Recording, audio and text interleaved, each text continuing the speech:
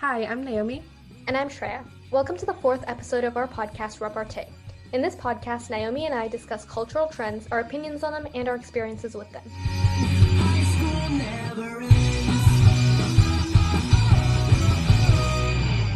So by now, we're all aware of the new plans for schools to reopen in a hybrid model.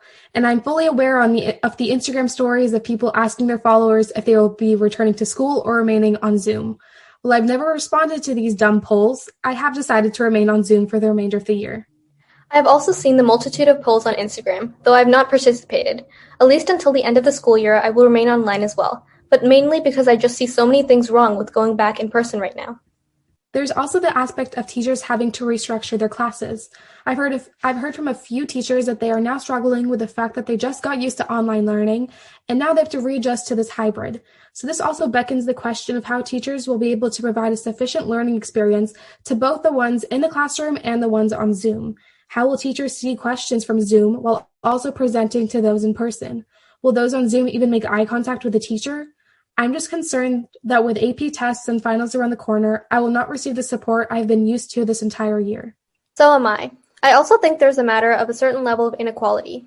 For people who are at home, how would tests work? For example, in my APES class currently, we have open note quizzes, though I don't know if it'll change when we're back in person. Additionally, it's much harder for teachers to monitor students who are in person and online simultaneously. This whole hybrid system just has more flaws and fallbacks than advantages, in my opinion. So this kind of got me thinking about the real reason why they would do a complete 180 from restricting students completely to wanting to bring back everyone on campus in less than a month. I mean, there's definitely a money incentive for schools to reopen. I don't know the details of the deal that Governor Newsom gave schools, but I know that schools will receive a good amount of money if they do reopen. So there's a clear money grab situation going on.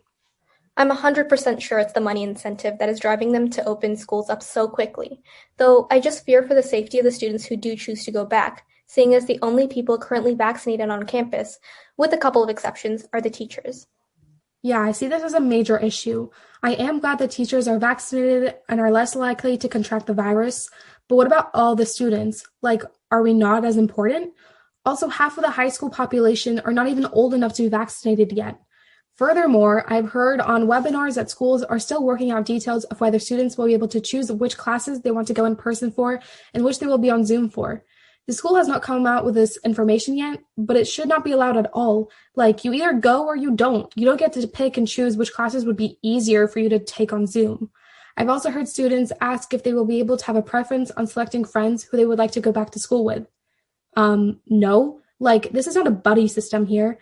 Admin should not be making special accommodations so that you can eat lunch with a friend. This is a school, not a fifth grade field trip. Oh my god, yes, I do agree. Though I also sympathize with the sentiment of wanting to see your friends.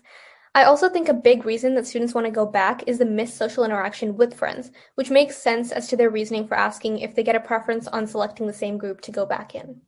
Well, I wish everyone who decided to go back to in-person school a healthy and good experience and a continuous beneficial learning experience for those who remain on Zoom. Thank you guys for listening to our podcast. Follow the epitaph to stay up to date on when we post. See you guys next time.